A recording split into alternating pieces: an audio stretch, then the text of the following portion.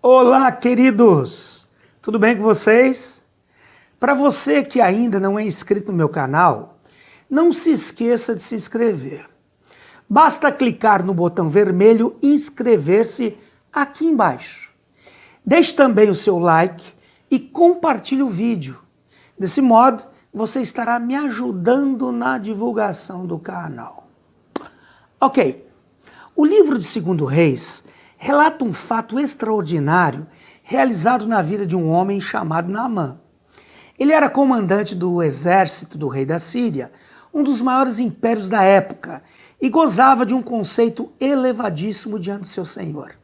Além disso, o versículo 1 diz que o próprio Deus dava vitória à Síria por seu intermédio, sendo ele um herói de guerra. Perceba isto. Seu posto era elevado, seu conceito diante do rei era elevado, Deus era com ele nas guerras e lhe concedia vitória. A princípio podemos imaginar que tudo era perfeito na vida de Naamã, mas no final do versículo 1 a Bíblia diz, porém leproso. A palavra porém, neste verso, destaca o aspecto negativo da vida de Naamã. O porém aqui é o que havia de ruim na vida desse comandante. Às vezes a nossa vida vai bem em muitos aspectos, mas temos alguns poréns que precisam ser resolvidos. Naamã era um homem admirável, porém estava enfermo. Existe algum porém na sua vida, algo que ainda não foi resolvido? Alguém pode dizer que tudo está indo bem na sua casa, porém o marido está desempregado.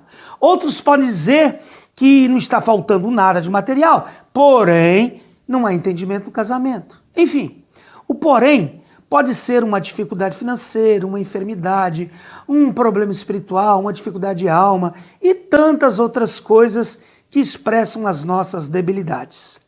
Nesta breve meditação, veremos como o porém de Naamã foi solucionado e assim extrairmos algum proveito que possa nos ajudar a vencermos os nossos poréns. Vamos lá então. Na casa de Naamã, vivia uma menina de Israel que foi levada cativa pelas tropas da Síria. A menina ficou a serviço da mulher de Naamã.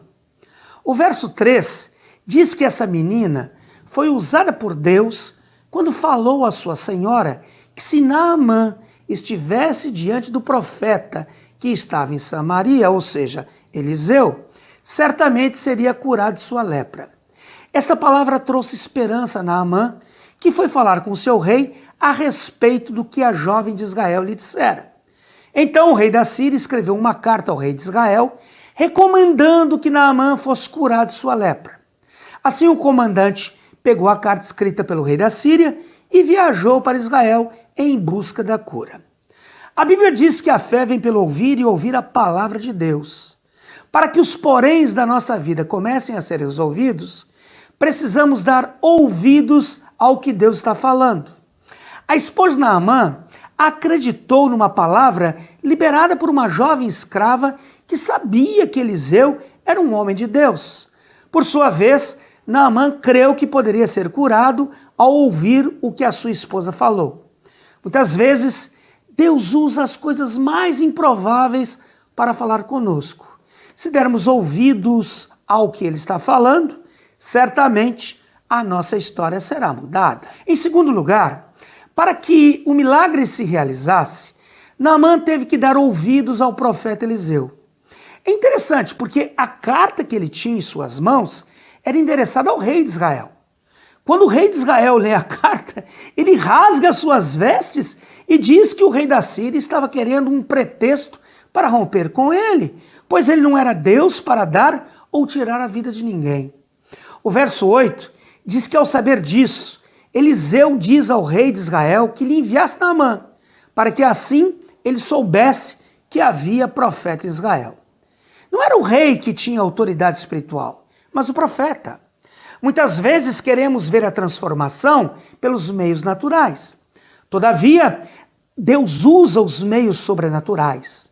O mover profético de Deus é que fará com que os poréns sejam resolvidos. Portanto, é necessário ouvir a voz do profeta para que o milagre aconteça.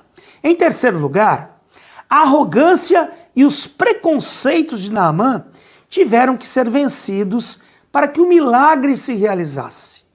Quando Naamã chega em frente à casa de Eliseu, o profeta envia um mensageiro dizendo que ele deveria ir ao Jordão e se lavar 7 vezes para que fosse curado.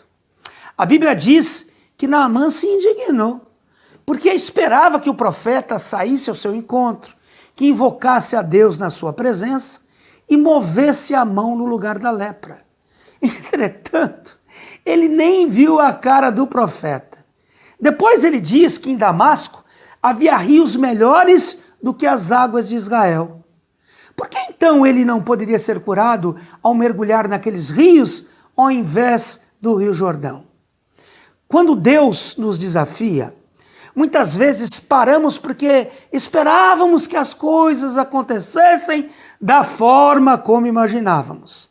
Na cabeça de Naamã havia uma imagem de como aconteceria sua cura.